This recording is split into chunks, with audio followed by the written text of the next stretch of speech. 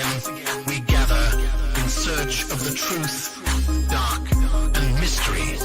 It's the Drunk Turkey Show. Big development today in the investigation into the murders of 4 University of Idaho students. According to state and local officials and court documents, 28-year-old Bryan Christopher Kohberger has been arrested.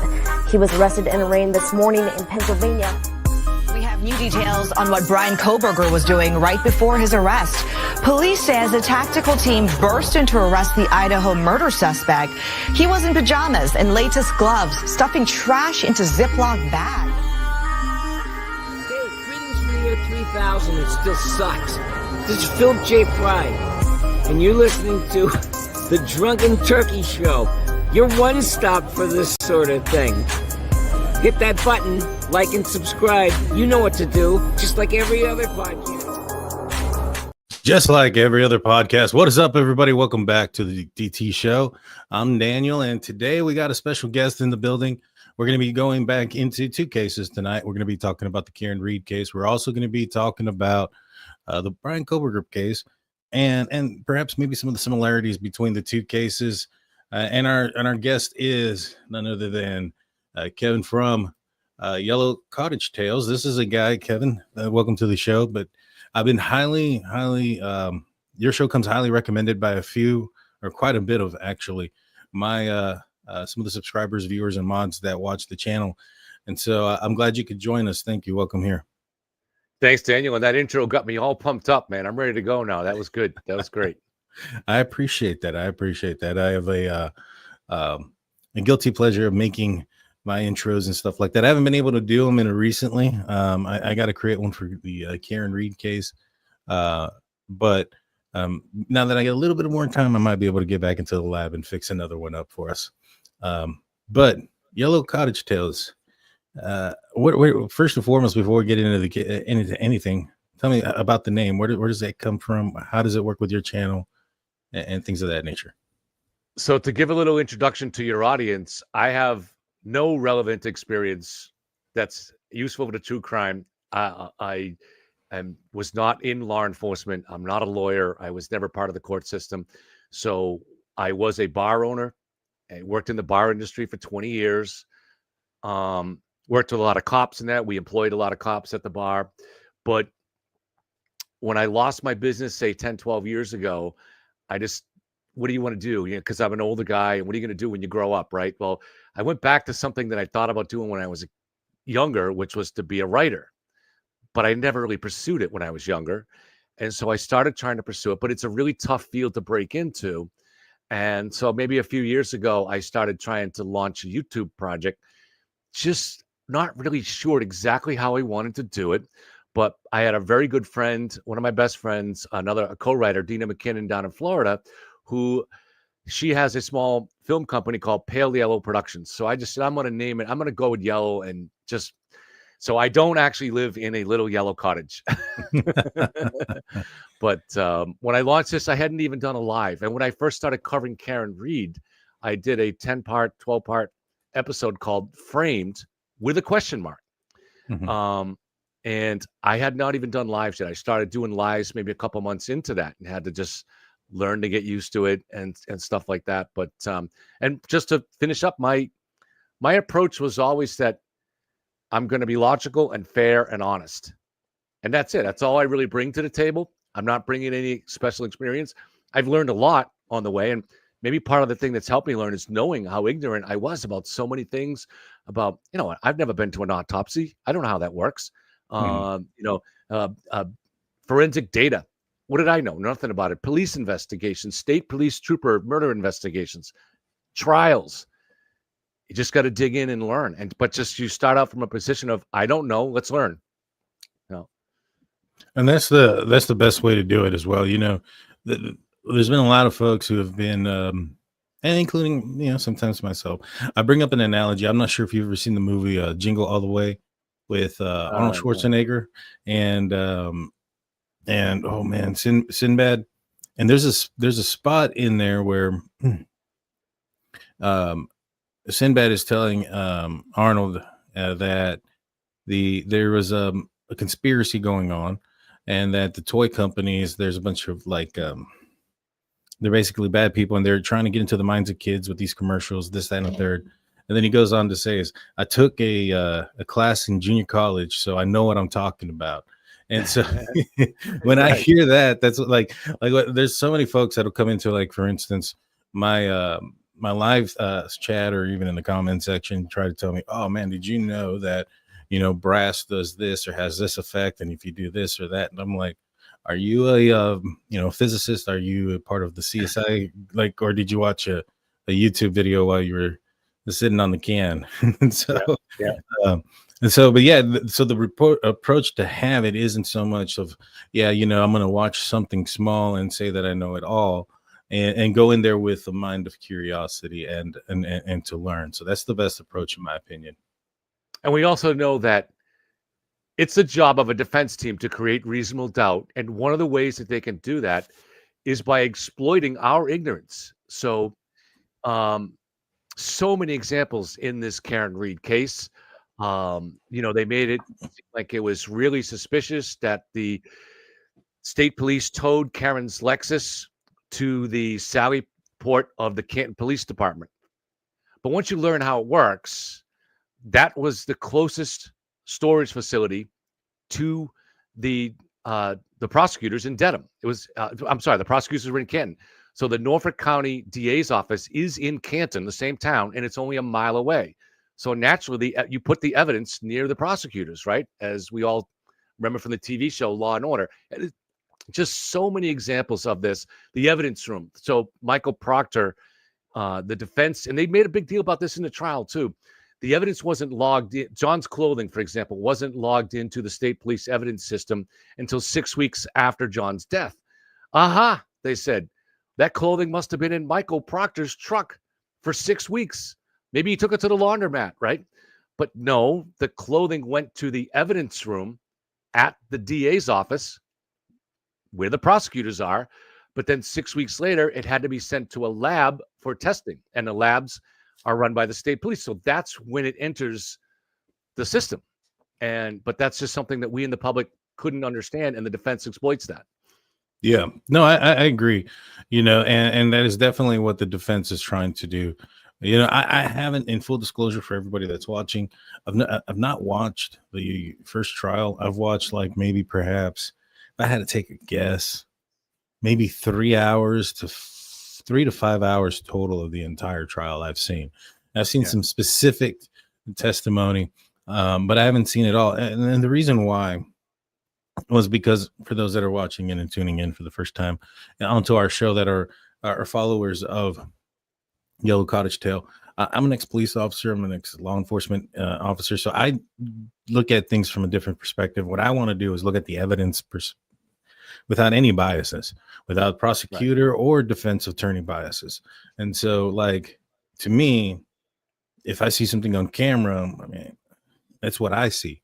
You know, and there's so many times, there's been a few times where I'm pointing something out on camera, and I'll have somebody tell me, "Oh, well, what about this, this, and this?" And I'm like, why are you trying to, you know, you can see clearly what we're looking at here.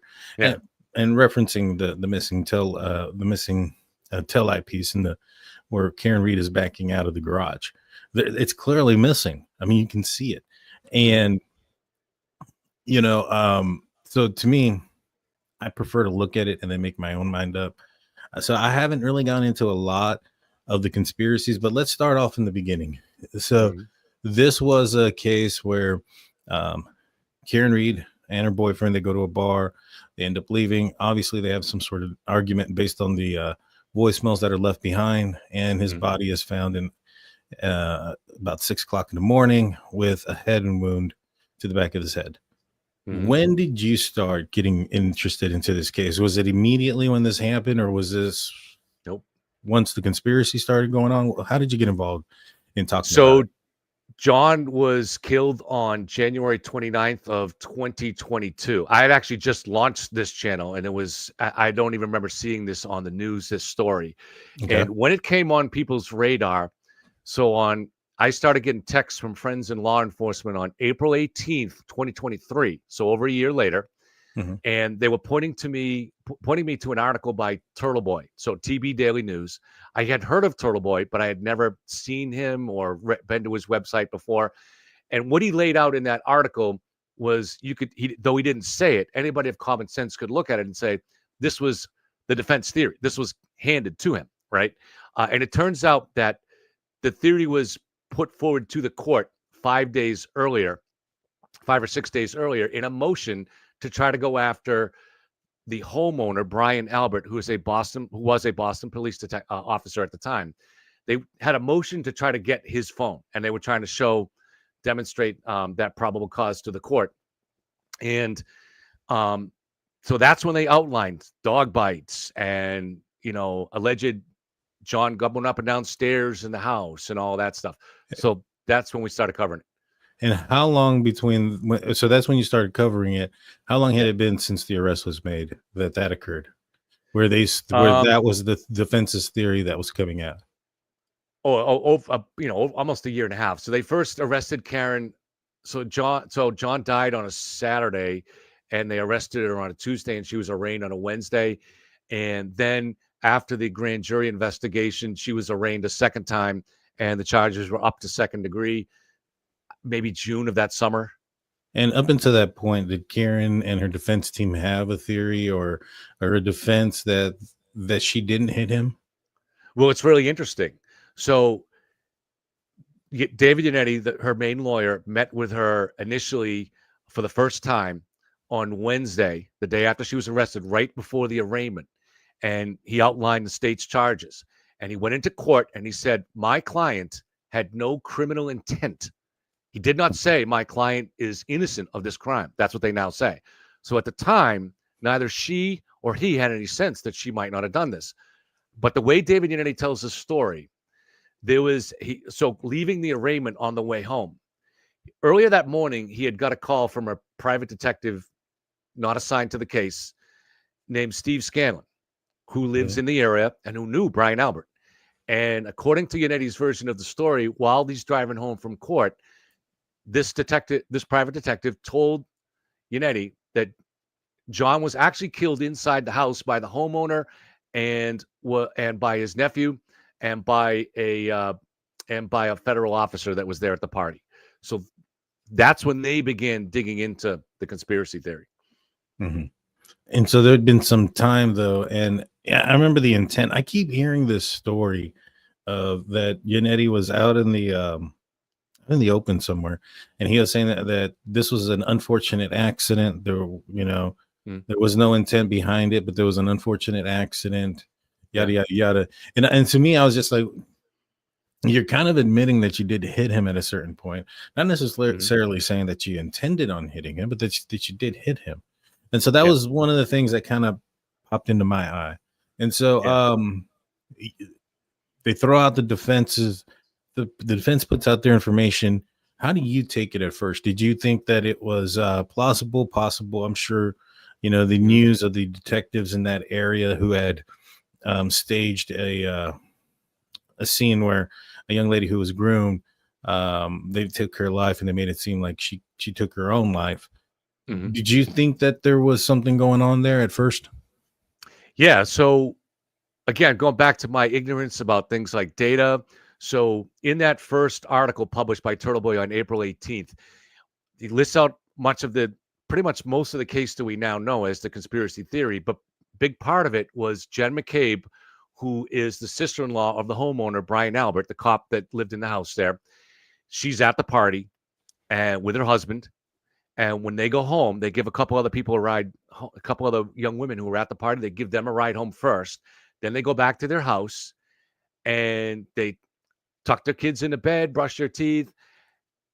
Jen is searching for her daughter's basketball league. She messages the daughter's coach. And while that's going on, supposedly at 2:27, she searches how long to die in the cold. In other words, how long would it take someone to die in the cold? Which, if she had made that search, there's no innocent explanation. She would have known that either her friend John was her friend, had been her friend for like 8 years, that either he was at that very moment dying in the cold, so he was still alive, but was dying in the cold, or would be That was a later version of the theory that they put him out after the McCabe's left. So being ignorant of things like that, I thought data was just data. And so I'm like, man, there is no innocent explanation for that. However, I didn't conclude that there was necessarily conspiracy because it still made no sense to me that these people in the house are going to decide to put this guy out alive on their own lawn, feet from the street and just a few feet from the neighbor's yard. Why would you do that? Put him on your neighbor's yard, put him on the street so it looks like he got hit. Why would you put him? So I had questions about it, and that's why I called my series Framed with a question mark. And then the next step up for me was there was a hearing in early June in which the prosecutor informed the court that they had an independent data expert, and she turned out to be one of the best in the world. And she said no search was made at 2:27 for House Long to Die in the Cold. That all three, because there were two other searches that were spelled slightly different, made at 6:23 in the morning, and that's what Jen's story is. So that part wasn't in dispute. But what she said was that all three of those searches were made at 6:23. Now, I didn't believe that necessarily. I said, all right, now it's on the fence. I don't know what the truth is here. Maybe she made that search at 2:27. Maybe she didn't. And I started digging harder and harder into the questions, into the evidence. Right. Yeah. So yeah, no, I agree 100% with that. Now that information about the search there at the at 2:30 in the morning, I think that's all been debunked. I mean, Cellbrite has come forward saying that the information wasn't reliable. That once they fixed the issues that they had, they did the search with the accurate software, that it shows up that it was at 6:23 in the morning. I don't think they're going to be able to use that in court. I know right now there's a lot of debate on what they're going to be able to use and what they're not going to be able to use. I don't think they're going to be able to use that because it's been basically debunked. Do you think that in this upcoming trial that's going to be an issue again? Yes. So they will have a Daubert hearing on this. That's a hearing to dismiss this expert, where the judge will have to make that decision. And the experts on the other side, such as you just mentioned, the senior forensic data analyst for Cellbrite is a man named Ian Whiffen, and then Jessica Hyde is the other independent expert we were talking about. They explained that what really happened was Jen McCabe had left a tab open, essentially, from searching the daughter's basketball league. And when she opened her phone again at 6:23 to make that search, she was using the same tab. And so, but I do believe, if I had to make a guess, that expert will still be allowed. So it'll be a battle of experts, just like it was in the last trial. And I talked today to a retired judge, and she told me in her career, only once did she take an expert away from the defense and not allow it to testify. And she explained the circumstances, and it was understandable. But even in that one time, she was reversed by the appeals court. So it's very rare for a judge to take a qualified expert out of the hands of a defense, especially someone on trial for murder. Yeah, no, I agree. With the other one, with the dog bites and stuff like that, I had thought that it may not be allowed, not necessarily because I don't want the defense to not have their experts, but I thought it looked bad. I thought it looked really bad on the defense's witness. I thought that the questioning of her experience and me questioning, why are you getting an expert who hasn't seen a dog bite or those type of things for quite some time, and not having one from recent, and then the whole dog moldings and things of that nature. It just kind of led me to believe that based on what she was saying, it looked really bad to me. I thought that the prosecution won that argument. They're allowing it to happen, allowing it to go through, but me thinking that it wasn't going to go through, and it is going through, to me, that's not like a win or lose or loss. It's kind of like when Bryan Kohberger got his change of venue. I was like, he won it, but he's gonna get a new judge and a bunch of other things, and I wasn't really impressed with the judge that he had. So I was like, this may end up being something he regrets, and I think that ended up coming to fruition. But back to Karen Reed case. So Karen Reed, she puts this stuff out there. And you start looking into the evidence, and you're starting to side with the prosecution there. How was your channel affected by that? Before you made that decision and after, what happened there? Sure. So it was an interesting what happened this summer. So just to kind of personalize this a little bit too, like I said, I explained that I lost my business. You're trying to reinvent yourself. New career, what you're going to do with the rest of your life. and you're struggling. I actually tried to form another YouTube channel right before this. It failed. I had some success with this one, actually covering the Delphi murders before Richard Allen was arrested, and I started to grow an audience with that. But it was starting to really grow in a positive way because of this case, because of the Karen Reed crowd, and started doing my first lives, and I built a team started forming around me. I picked up a couple of co-hosts. There was maybe another 10, 12 people that were assisting us in Discord, and I liked all of them, but they were all free Karen Reed, except for my moderator. Well, my moderator was still mostly free Karen Reed, but he was an old friend going back for a long time. So he was, not really, he was trying not to take sides in it anyways. But I ended up, because all I initially was doing was asking harder and harder questions. And because of that, and I was maybe the only one publicly doing that in that summer.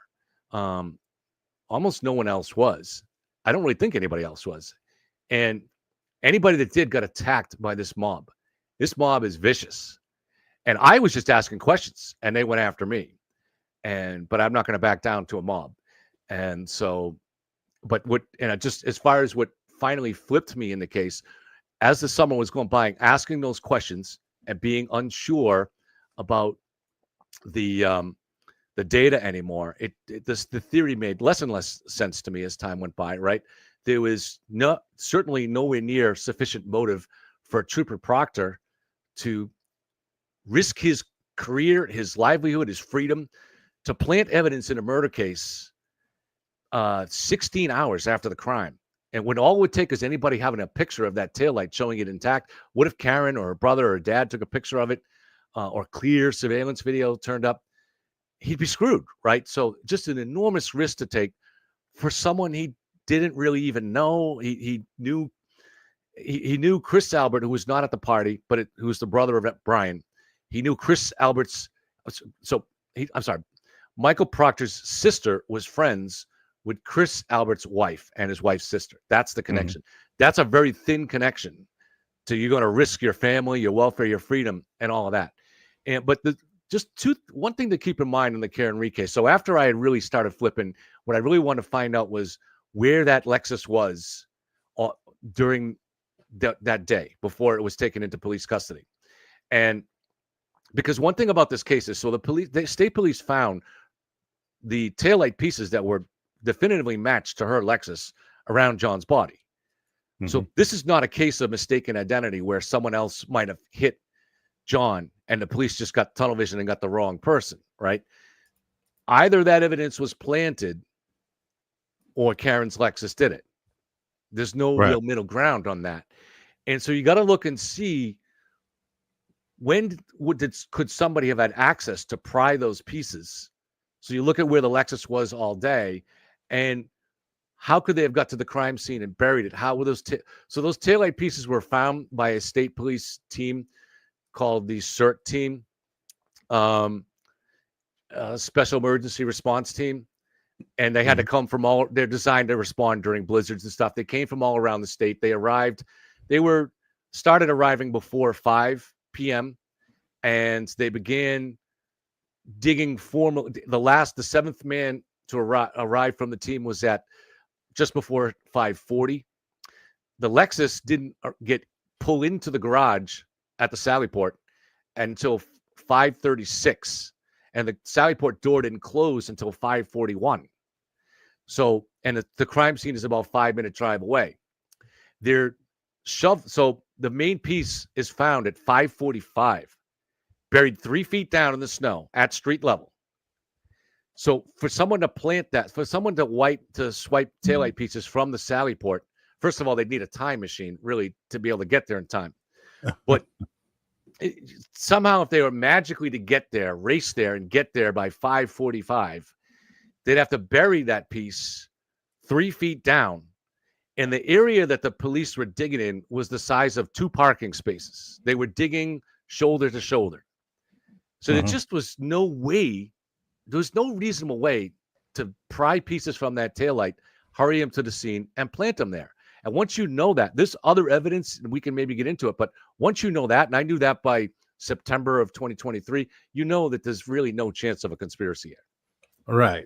No, yeah, I 100% agree with you there. For me, all I did was watch the video.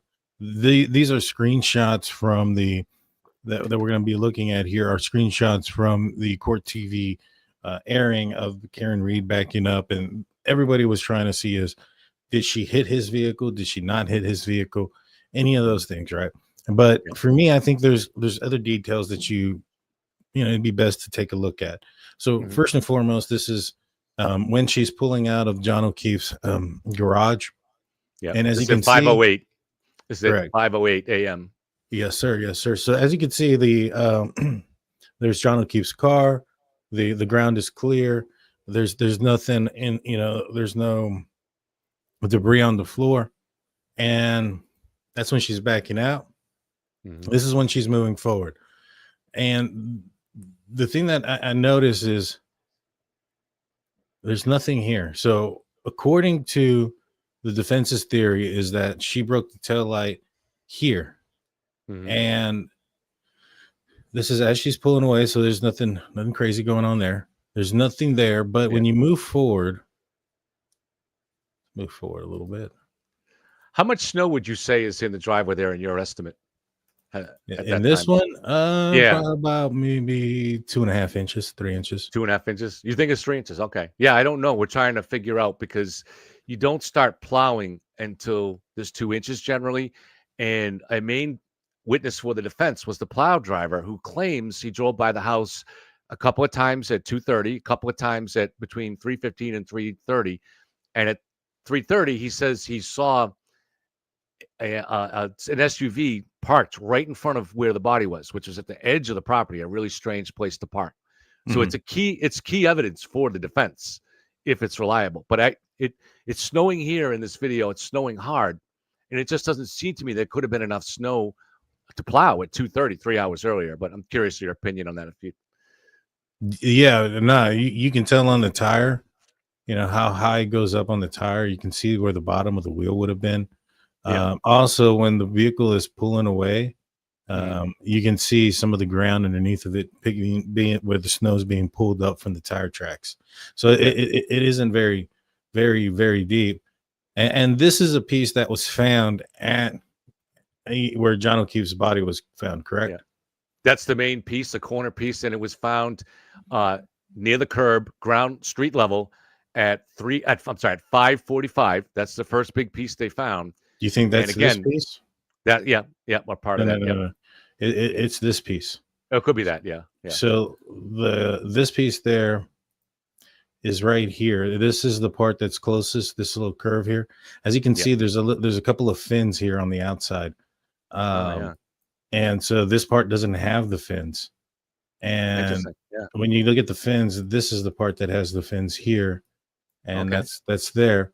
That part up here is the one with the curve, and that's right. Oops. I never noticed those fins. Left. Yeah, I never noticed those fins. I wonder if they could create parallel lines for the wounds on the right arm. You know what?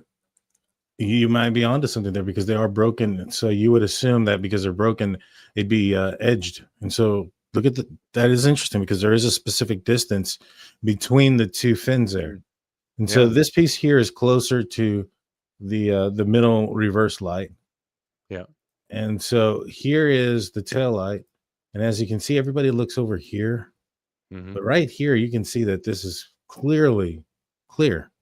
Yep. And that piece that we just looked at is a piece that is closer to the tailgate. So it's not over here. It's this piece here that is missing. This piece here is missing at 5:23 a.m. She pulled out of a garage so it wasn't out in the elements or any of those things. And that piece is found where the body's where the victim's body is. To me, that just told me everything. I was like, all right, she's guilty. I mean, she came directly from there, pulled it into the garage, pulled it out of the garage. She's leaving, and there's nothing in the snow as she's taken off. That piece is already missing here. So unless, as you mentioned, Proctor goes back in time, enters into that garage, pulls a piece off, and then goes and plants it later, this to me is definitive proof that was missing. You can see it here. You can see it there. Yeah. You can see it as she's driving off. That's the specific piece that's missing. Yeah. And Great job. Great job. So to me, that's pretty cut and clear. I can't, you can't go back and say, well, she there's not much you can say. Yeah. And there is other evidence. So she goes to, the prosecution believes she returned to the scene of the crime. And it's clear she is clearly searching. She's seen on the library video like 5-10 minutes after this. She goes by the library left and she goes the other way. So you do get the sense that she was searching. So maybe she doesn't remember at that point exactly where John was or even how to get to 34 Fairview. That was one of the possibilities. She could have been going back just to retrace the route that she took. But so then she arrives at the McCabe's about 5:30 and she's screaming out there in the driveway. They see her broken taillight and describe it as we see it here with missing pieces. Then Kerry Roberts, who is a very long time close friends to the Key family. She's not connected at this time to the other people. She's only met the McCabe's once.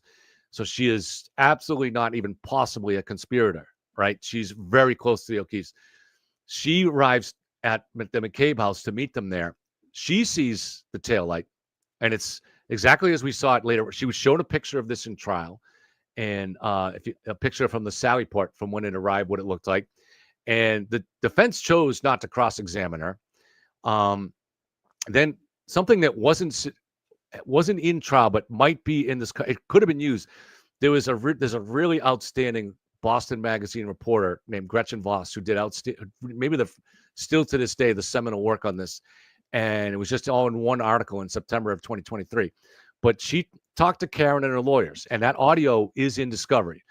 And my understanding is Karen herself told Gretchen Voss that the taillight was missing pieces, that there were wires showing, and she was worried about the safety of the vehicle.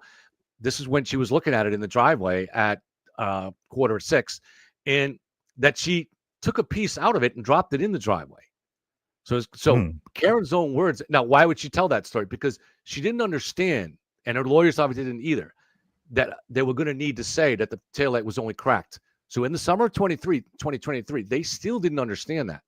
But what she was trying to say was the state police later on, a few days later, when they searched John's driveway, they didn't find any taillight pieces. So she was attempting to say, aha, see, the state police are corrupt. I dropped the piece there, and how could they not find it? But that's also why the prosecutor in the case really went, in case they brought that up, made an extra effort to show how they had shoveled and then really snowblowed that entire driveway. So that taillight piece would have been thrown, if she did drop one there, would have been thrown off into a yard or something like that. It's probably still there.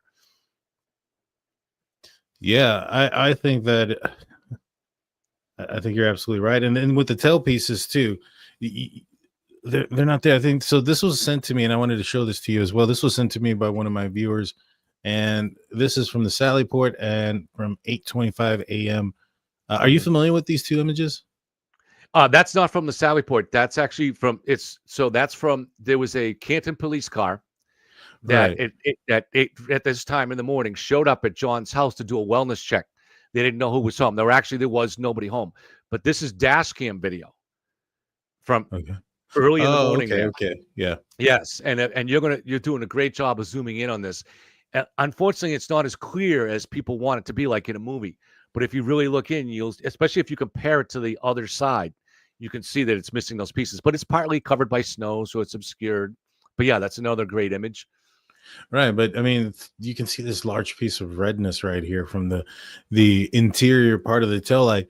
I know that a lot of people have also come in and they told me, like, well, there was an officer that saw it. He said that it was cracked or that it was mostly there. I think what a lot of people don't understand is that this tail light is pretty large, right? I mean, It's not just the outside part; it's also the part on the tailgate. Right. And I mean, if you're missing just this amount of your tail light compared to the entirety of the tail light in it, when you factor in the tailgate, I think one could misconstrue that as a smaller piece than when compared to the whole thing. And that officer there that you're referring to, so another interesting part of this conspiracy that really shows the conspiracy theory is impossible.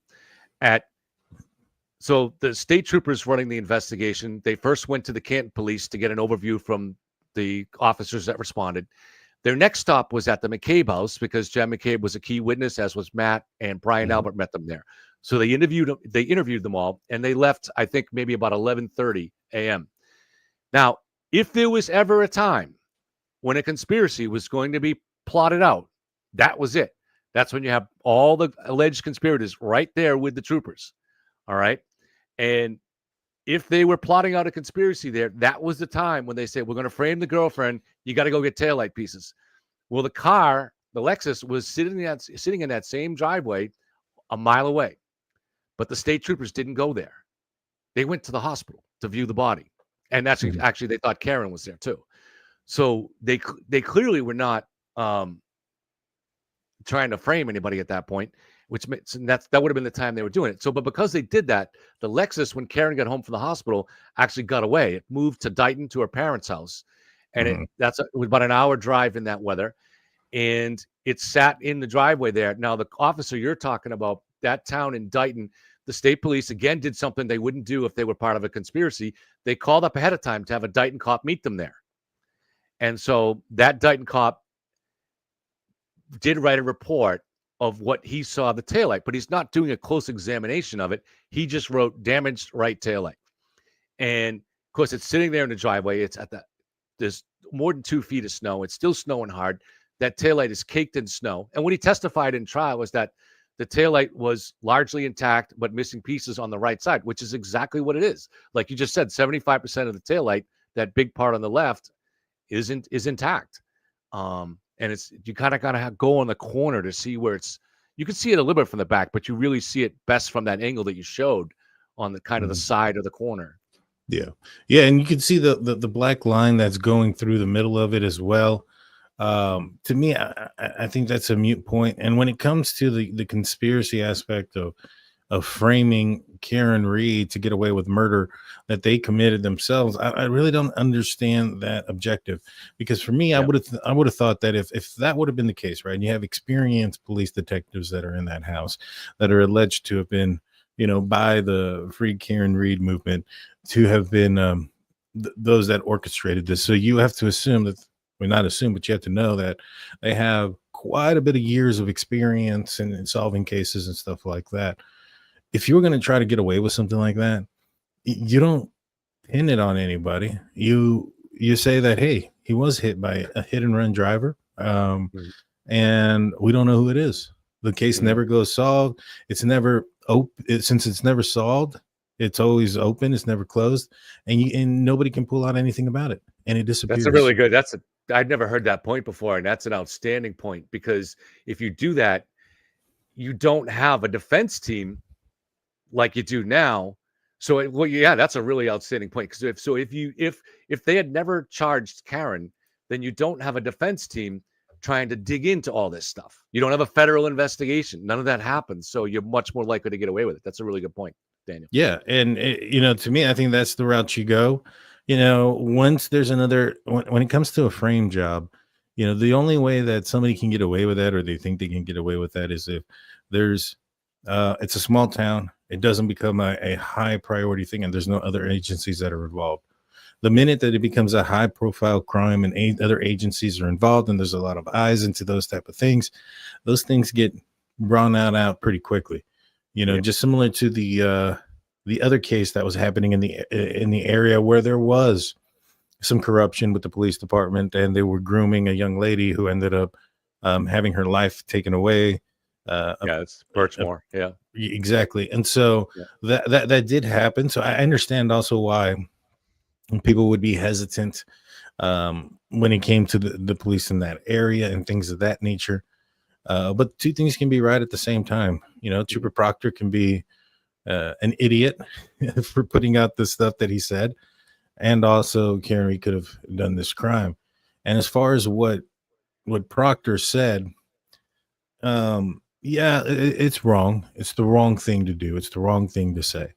But I'll be honest with you guys. There was a moment where I arrested this man who was taking something that didn't belong to him from his own daughter and his stepdaughter. They were about 6 and 8 years old. When I arrested him, I had some choice words about who he was and what I thought about him. It's probably a lot worse than what Proctor said about Karen Reed.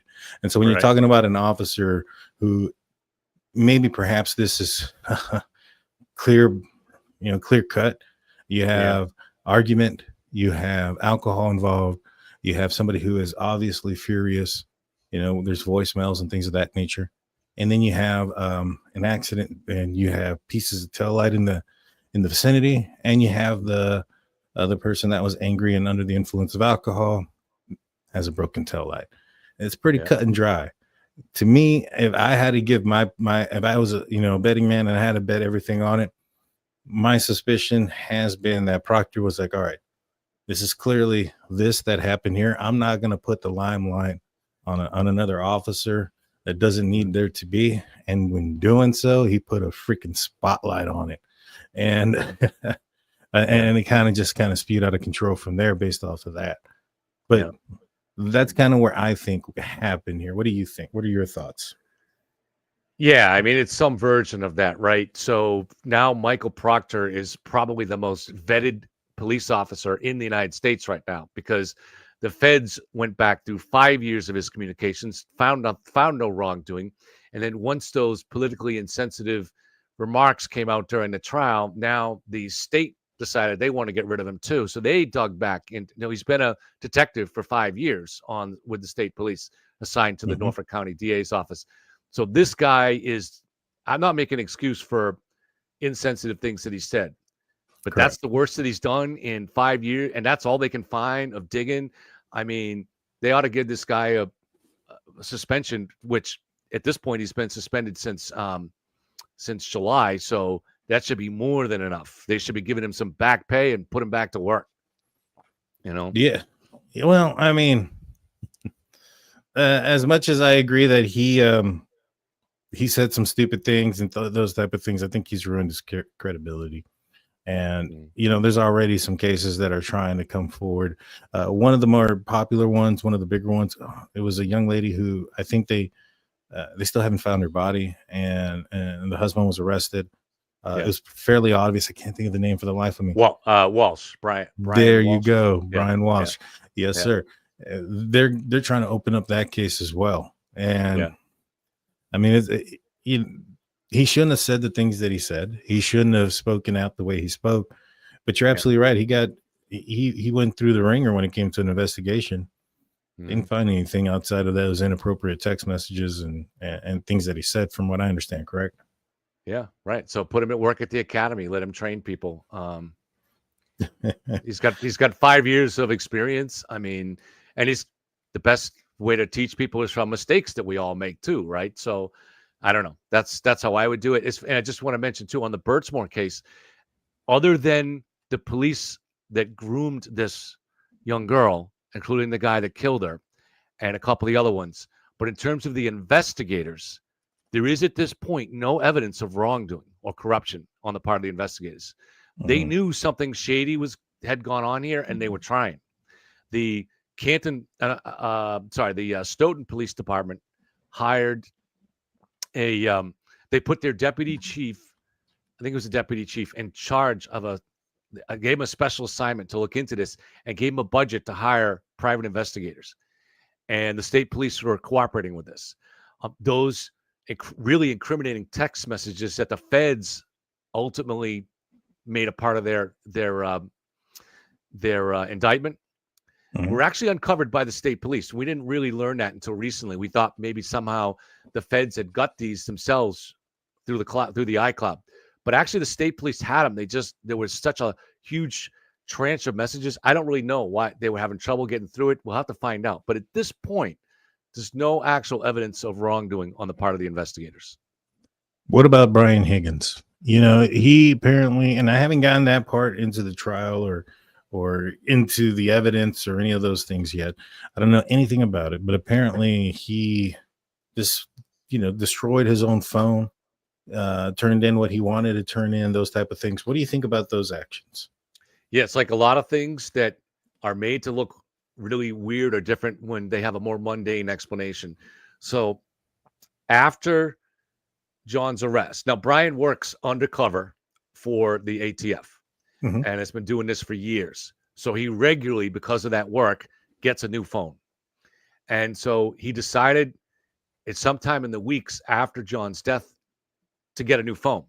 Now, but he also knew there were going to be texts between him and Karen because they had a brief text flirtation relationship that he was going to have to get those, or he wanted to get those to the investigators. So he took his phone and put it on a shelf and got a new phone. But the phone was put on the shelf. Nothing was deleted. He treated it like a piece of evidence in his own house. And then eventually went on his own. The state police didn't know about that flirtations. So they didn't get Karen's phone. They weren't able to crack the password on it until August of 2023. So 8 months later, right? And 2022 rather. So 8 months later. So, but months before that, Brian Higgins went and made copies at a facility operated by the feds, but open to any law enforcement officials. He made copies of all his texts between himself and Karen, and surprised the state police investigators by saying, here you go. I had this relationship with her in the weeks before John's death. So that's how they got it. But the phone was not destroyed. And then in September, he had a preservation order to hold on to that phone. So he still had it. He hadn't touched it. It had been on the shelf. And then a few weeks after that, he got a notification saying that the motion to get his phone had been denied. And the Norfolk County DA's office he said, well, do I need to keep this phone still? And they said, no, you no longer have a need for it. There's no longer anybody's going to go after it now. So he threw his phone out. Now, when people say he went and destroyed his phone on a military base. Brian Higgins is a combat veteran. Mhm. And he lives on Cape Cod. He has access to an Army base that veterans go on to all the time for supplies.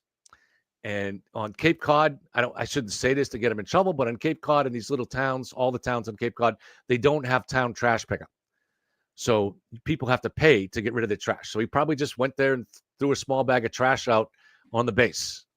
I don't know if that'll get him in trouble, but but he goes on to the base. He travels through the base to get onto the mainland every time he's coming from the Cape to work on the mainland. So is that suspicious? Well, it's certainly way less suspicious than the way it was presented to us, right? So Right. No, that makes sense. Are there embarrassing things on his phone? Look, there are embarrassing things on almost every man's phone. Especially every single man, right? Things that can get taken out of context. Messages that someone that wants to exploit, like a defense team, will make look very different than they are, right? There's always something there. And, it was the lesson of this case, too, is Jen McCabe surrendered her phone willingly. She didn't have to. And now look at the hell that they have put her through. They're accusing her daughter. They've misused, David Yannetti misused that data from her phone to make it seem like the daughter was running all kinds of clandestine missions after, around this time. All she was doing, she's a kid that was giving kids ride home before the storm all night. And she rescued a stray dog before this. I mean, she's just a good kid, doing nothing wrong. But because her mom, trusting the system, surrendered her phone, the mom is being accused of being a murderer all the time. The mom is not only accused of being a murderer, she's accused by these people of being the Lex Luthor of crimes, a mastermind. She's never committed a crime in her life. She's just a former 5th grade teacher. It's crazy. So never surrender your phone. No, I wouldn't. I'd have a hard time doing that myself. Not because I'm doing anything illegal or anything of that nature, but privacy is a real thing. But yeah, no, I agree with you. When it comes to the data and the searches, as we mentioned before, it's all been debunked. What hasn't been, and what we are going to see, is going to be the defense is going to have their expert talking about the injuries being quote unquote dog bites. Yeah. When you look at that, does that look like an accident to you, or does that look like an animal attack? So I start out, like I said, from a position of ignorance, and I have Googled dog bite images, I'd say 100 times since this story first appeared. And I just can only say, I don't know. Right. Like, so, but they don't look like if John was mauled by a German Shepherd, what we see look more like if a dog was playing with him. They're very shallow wounds, right? So, but again, I don't claim to be an expert. I also don't see the way I would, as an amateur, would imagine it, that a dog has an upper and a lower jaw, and I don't see any wounds on the other side of the arm from the lower jaw. But again, what do I know? Right. To me, when I looked at it, and I had heard that, the thought was that it was dog bites. I had heard a whole lot of things, and that there was images of the video of the tail light, and the tail light's there, and this, that, and a third. And so when I got into looking into the Karen Reed case, I thought that the police maybe had something to do with something. Maybe there was some sort of cover up. So I went in there with not necessarily thinking one way or another, but thinking, already having the mind that there's some fishy stuff that's going on. And when I looked at the dog bites, immediately the first thing I said was, I mean, maybe an animal, but I don't see a German Shepherd there. Like my brother, unfortunately, about 6 months ago, he got bit by a German Shepherd, a female one, on his wrist, and it was one that is not a trained police animal. This one, correct? Yeah. It was female. Do you got any pictures, Daniel? I do, but the last time I posted them on, I got demonetized. It also where that specific video got demonetized, and so or limited because of the graphic nature. But that German Shepherd also bit, released, and ran, so it was scared of my brother. And the injuries are clear. I mean, you can see the tears, you can see the punctures, you can see the jaw, the outline of the jaw. And when I look at O'Keefe's arm, and I look at the other injuries, and I start thinking about, okay, he's only has injuries to one side of his body, right? There's nothing on his left side, and that's not really an indication of an attack. Typically, when somebody is fighting or they're attacking, you're going to have bruises and cuts on both sides. If it's an animal, you're going to have bruises and cuts on other places, on your stomach, on your legs, from where they're trying to jump up on you, those type of things. Yeah. There's nothing. There's no bruises on his knuckles, no abrasions on his knuckles. There's a bruise on the right hand, which may have been caused by the intravenous, but also probably was caused by when he seems to have had a cocktail glass in his hand, and there is a dent in the panel that is exactly an arm's length away. You'll have to find his hand, but there's a dent in the panel that's exactly an arm's length away from the taillight. And but there's no, and on his face, there's just two minor scratches. There's no sense that he was punched in the mouth. There's no split lip. There's no broken nose. There's nothing on the face except for these two minor scratches. So I've been, as someone in the bar industry, been around a lot of fights. That ain't what a fight looks like. I agree 100%. And the thing that bothers me about this being an animal bite is, as you can see, all the bites are, on the arm, they're going in one direction. Yeah. The same thing for the other part of the arm. Even if he had it bent, they're going in somewhat of a similar direction as well.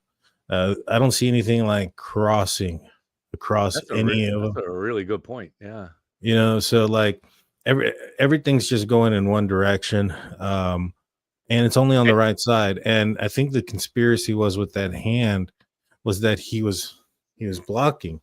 And my question is, where's the bruise on the other hand from being like this? And, if he's getting attacked by a dog and getting hit in the head and fighting people off, is the dog like clinging onto his arm while he has his arm up like this getting hit? Also, I never thought about it until you just said it, but like if you have, these are multiple bites allegedly, right? Yeah. So it looks like at least 3. He's not just like this. He's going to be moving around and doing this. So, but you make a great point. If you're going to be moving around as this dog is biting you multiple times, why are they all exactly at the more or less the same angle? Correct. And Martin Really good says, point. and I have a lot of the super chats, and we're going to go through all the super chats and some of the questions that I've starred at the end. But Martin says no bruising on his body after being hit by a car. Yeah, I haven't seen the entire photos of everything, but this is the defense's picture, and to me, that looks kind of purplish, right underneath where you know those fins may possibly have been. A lot more things are making sense, in my opinion, for this being a vehicular accident. I've actually investigated quite a few fatality vehicle accidents, and some of them, or majority of them, yeah, there's like if you're looking at a high speed impact, that you're going to see broken this, broken that, but that's also if it's a straight on. To me, looking at where the body was, looking at the injuries to him, I haven't seen any crash recreation stuff. To me, what makes sense is that she reversed and swerved into him, which is why he was where he was at. But she didn't hit him straight on; she hit him on the edge. Yeah, and he rolled off, and either he hit his head on the side of the window, or the quarter panel, or he hit his head on the frozen ground. yeah. Now, there's snow on the ground and stuff like that. So I know that I think the defense expert mentioned that would soften It was the impact. really at the most a dusting at that time, at the most. Exactly. And I'm assuming it wasn't above freezing much throughout that day. It was so at the time of the accident, it was 18 degrees. So the ground was definitely frozen. But had it been frozen for a few days leading up to that? I don't know, but it was late January. So probably like, for instance, here we are now. This is January 19th. You know, there's ice on the rivers, ice in the ponds. You do get some thaws that come in January, but most of the time it's pretty cold. But I don't know what the weather was right before that. Yeah, if it was, and you have the cold, if the ground is frozen, and the guy was drinking, I can see where he's rolling off the side. My assumption is, as you mentioned, with the fins there, and we're looking at his arm. I wonder if that measurement is about the same. I think it's pretty close. What about the dog? So they're saying that it's a dog. There's no dog DNA. There's pig DNA, apparently. Well, the defense is trying to say that the pig DNA got there from the dog having chewed some treats. What are your thoughts on that one? Well, that seems kind of crazy to me. I've heard them say it, but I mean, you're going to pick up pig DNA from the dog, but you're not going to get any canine DNA from the dog. That seems a little bit crazy. So they, obviously the state had no idea about this dog attack theory until long after John was interred. So all they could do is look at the clothing, and the criminologist described in trial how she took 2 swabs and rolled them through each of the holes in the fabric of the shirt. He was wearing a thin shirt. And so at some point it picked up pig DNA, but no canine DNA. So, was the pig DNA from something he ate earlier or something like that? Or touched something? He's at a couple of bars with his food. Does he touch something where there had been some pork or something? I mean, just a mystery. Well, he was friends with Chris Halber, right? That's the guy that invited him. Yeah. And he's the guy that owns the pizza place. Yeah. Pepperonis, bacon, sausage, all that's from there. I wouldn't be surprised if it's like, hey, what's going on? Handshake, whatever. There's a lot of other reasons that pig DNA could be on there that make more sense than a dog chewed it and left it there without leaving any DNA of its own. And so, that didn't make any sense. All in all, I mean, what do you think? Is there any piece of evidence that or any part of what the defense has come up with that makes you question anything? So the biggest problem with the state's theory is that they really did not adequately, or even close to it, in my opinion, explain those injuries. So they seem to have an explanation where John in some way had his arm out. That broke the taillight. He was described as spinning forward from the result of the collision and slamming his head on the frozen ground. The state made no effort to really get into how those wounds on the arm could have been made by the taillight. And that's a problem, especially when they knew for over a year that the defense was going to go with this dog bite expert theory. So my understanding is that in the next trial, they will have independent experts that take on all of these questions. So that to me was the only area. I wouldn't say didn't create any doubt for me, but I could see where a juror just looking at the evidence that was presented in the trial might say this could be reasonable doubt here. And during the trial, after the prosecution rested, I said on my channel, and I said on court TV, I said this is going to upset people on one side, but I think we're not going to get a successful conviction here. We're probably going to get a hung jury, but I don't think you're going to convince 12 jurors based on that theory. But I think you're going to see a much better job in the second trial. The other thing that that they made a huge mistake in, Daniel, is the key piece of evidence is the vehicle data, which does not have timestamps, shows that there were two in the entire time that she owned the car. There were two triggered events. So what usually triggers an event in the vehicle data is either a collision, which it has to be something a similar size object. It won't usually get it from a pedestrian, or and this Lexus text stream data is more sensitive, and it's got an algorithm that certain things will trigger it. In this case, so we know, so she did a 3-point turn on Cedar Crest Street, and that triggered the creation of an event because she had the accelerator at over 30% while it was in reverse. So the algorithm says, okay, something weird is going on here, and it creates a 10-second event. Then 8 minutes and 4 seconds after that, we have the second event where she's going in reverse at 24 miles an hour for multiple seconds. So these two events, but the key thing is that data correlates perfectly in a bulletproof way with the data on John's phone. John's phone shows that they typed in the address into Waze to get there. Karen missed the turn from Cedar Crest onto Fairview. So she went past that intersection and then did a 3-point turn. She must have been angry, so she hit the gas hard enough that it triggered the creation of an event in the data. Then she turns right onto Fairview to drop John off or whatever they did there. They're only parked near the driveway for maybe 20 seconds. Then they pull up to the far edge of the driveway. That's where John's last GPS coordinates were. And those last coordinates were right around the 12:25. And at 12:32, John's health app, so the motion data shows that it last moved at 12:32 and 16 seconds.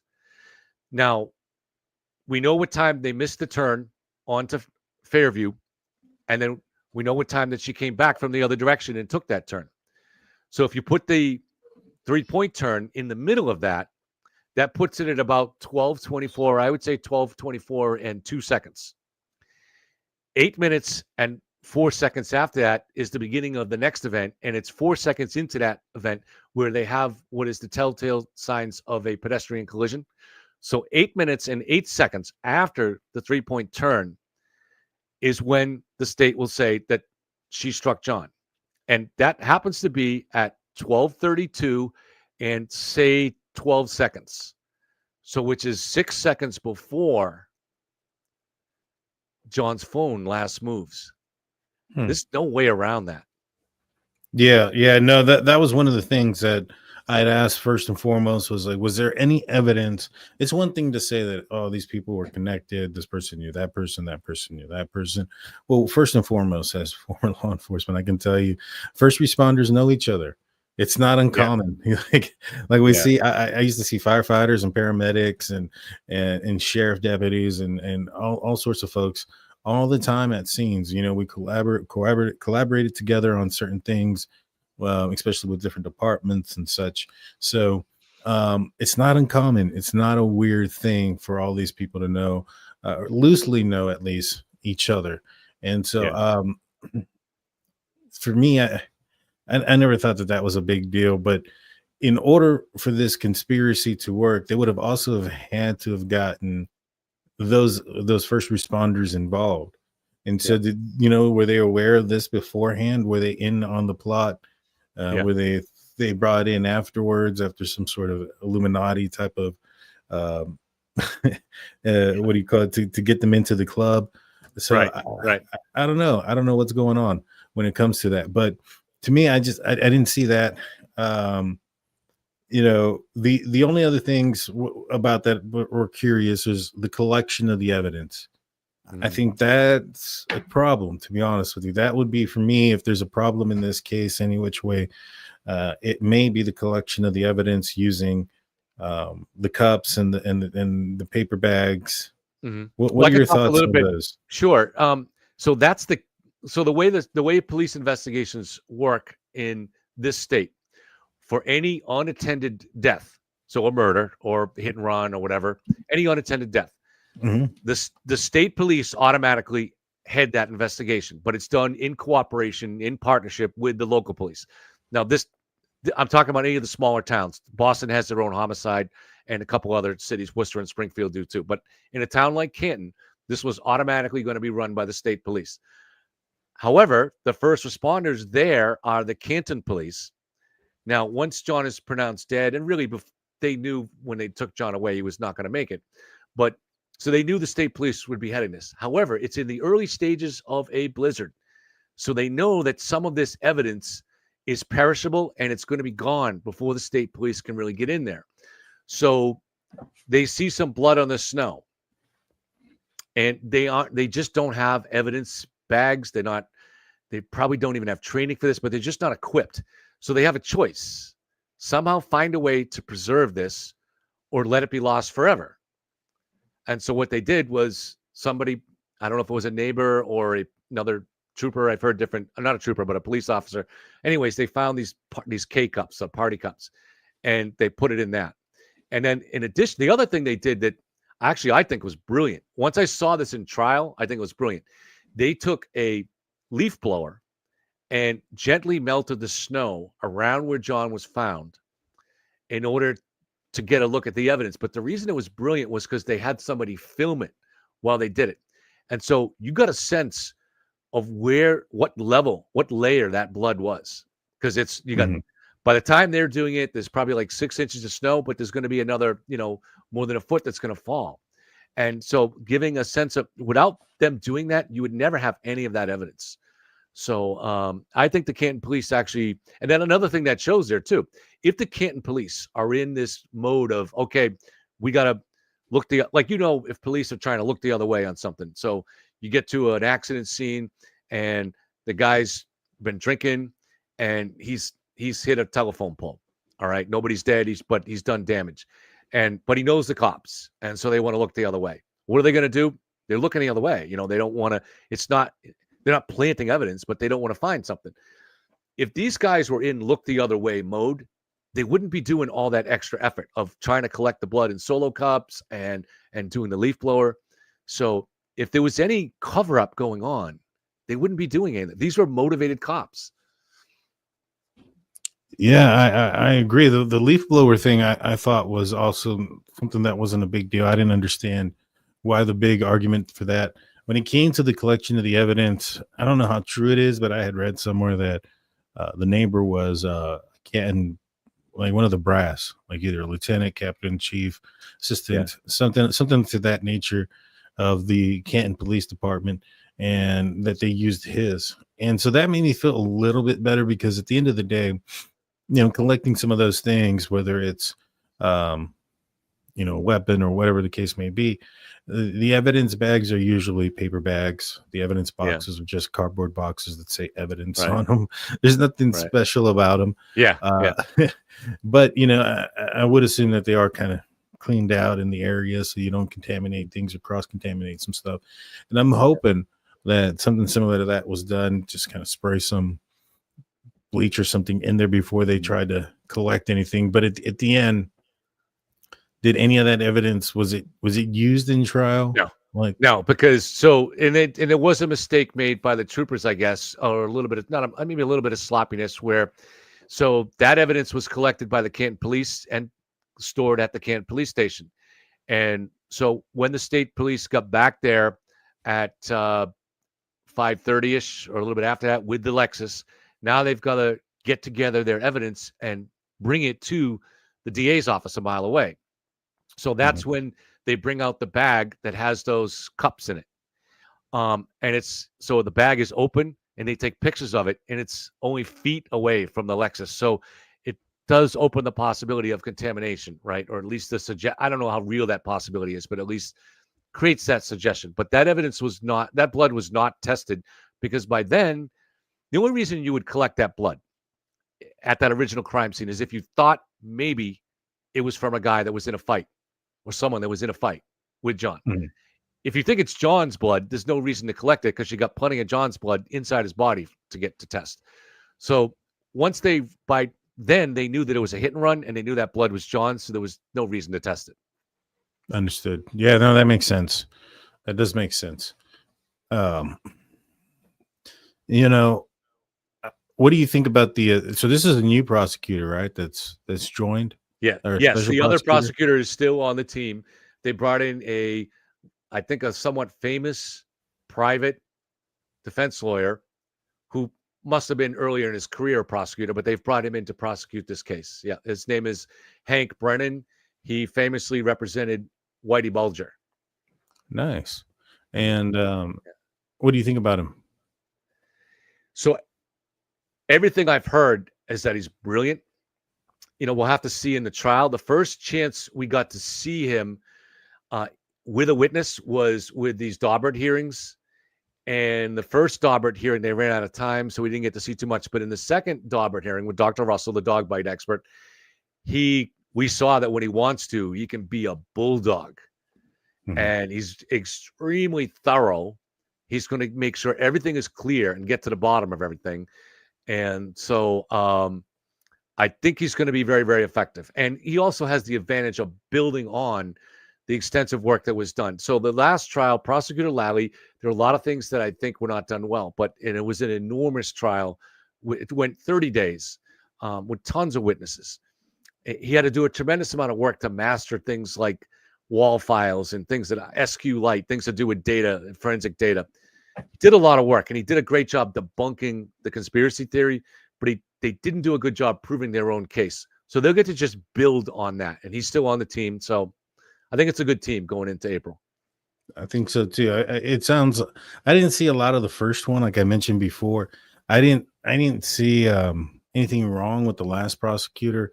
It just kind of seemed it was very like blah, like cut and dry, and with defense attorneys, there's some persuasion that goes along there. They're trying to get an emotional attachment from the jury. And so that's where that goes. And before we get into the similarities with the Bryan Kohberger case, I know we're running kind of long on time, but we'll talk briefly on that. I want to bring up a couple of these live chats and super chats and things of that nature. Sure. I want to thank General Indecision for becoming a member. He's been a member actually for 4 months. And we have a $2.99 super sticker from Gene. Thank you so much. Thank you, Thomas, for joining. And I also put in the community tab a Discord link that we use for members that we can go in there. We have a couple conversations. We do conversations on the Bryan Kohberger case. We have a discussion on Karen Reed's case that you guys can go in there and check out. Thank you, Reno. Thank you, DTA, for showing interest in the truth. And I know this was said somewhere else, and I'm sure we're going to get to it. When I asked you about the, once you started to see that Karen Reed may have more than likely committed this crime and how it affected your case and things like that. The same thing happened with me. I was doing the Bryan Kohberger case. To me, at first, I thought he always did it. I've always said I thought he always did it. I thought that there was a chance that maybe perhaps there wasn't enough evidence to convict him at the time. There were some questions that I had, but as those questions got answered, I was like, this guy clearly did it. And so I took a lot of hate from that scene. So I went through all that. I know somebody was saying, hopefully you don't, sway away from the truth and go to just for the cult, for the views. Don't do that. Let's see.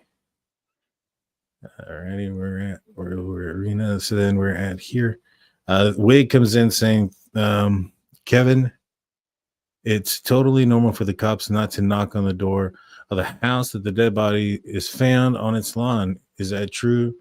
As a cop, what do you think? So first I'll ask you, what do you think of the fact that they didn't go knock on Albert's door? Well, first of all, so when the Alberts came down from their bedroom, so the way it happened was they were called inside the house by Jen McCabe, who was out at the street, and they didn't wake up. So Jen went into the house. It was unlocked. She went up to the second floor bedroom, woke up her sister and brother-in-law. When they were coming down the stairs, the Canton police were already inside the house. This was Sergeant, I think now Detective Lank, was in the house and described seeing them come down the stairs, and Bryan in particular looking like he just woke up. So, obviously Bryan had a night of drinking the night before. So they were in the house. They did not investigate the house. They would have had to get permission from the owner to do that. And there was no probable cause for that. There was no probable cause to get a warrant. And was it likely that they want to ask someone? Now, we have to say Bryan Albert's brother. Well, Bryan Albert is from Canton, as is Sergeant Lank. They knew each other. They weren't friends. They knew each other. On the Canton police force is a detective, Kevin Albert, who is Bryan's brother. So there are connections here. So was it likely that he was going to ask the brother of Kevin Albert if he could search the house? Probably not. But the idea that they never knocked on the door or never were inside, no, they were inside, and they had no reason to be suspicious because they could tell that the Alberts had just woke up. Right. And I think there would have been some sort of evidence if there was a lot of movement going back and forth when you get there. It had a lot of people come at traverse, especially in snow. You know what I mean? So to me, I as far as why they didn't knock, I think that when it comes to cases and when it comes to what, real true crime and real life crime, a lot of people maybe don't take into consideration the fact that not everything is presented at the same time, right? Things have to be investigated. Investigations take time. And throughout that time, little things are found here or there and whatnot. When it comes to this case, it wasn't ruled a homicide right away. It may have been considered a vehicular accident, a hit and run. And so they weren't considering it being a situation where he may have been beaten or those type of things. And so at that moment, you can only act on the things that you know and what's in front of you. And if they're thinking, all right, we have no evidence of this being anything else other than, somebody hitting him. Yeah. You can only act on the things that you know. So 100%. General comes in saying 40K. Congratulations. Thank you, guys. We got to 40K. Appreciate that. Congratulations, man. That's awesome. Thank you. I appreciate it. We've been flirting around with it. We've gotten there. We've gone back. We've gotten there. It just all depends. Some folks will come in and they'll subscribe up. We'll get there and then they'll unsubscribe because they're just subscribing to talk. At the rate I'm going, it would be years before I get there. I hear you. Jill D says, thank you, DT, for having Kevin on. He's a truth teller and a true advocate for witness and the O'Keefes. He's always seeking the truth. A lot of good comments in there for you and about you. As I said, you were highly recommended to talk to. Artwork says, for ice cream for Steelers fan. Is my wife going in there telling people that she wants ice cream? Are you a Steelers fan? I am a Steelers fan. My team lost, and it is what it is.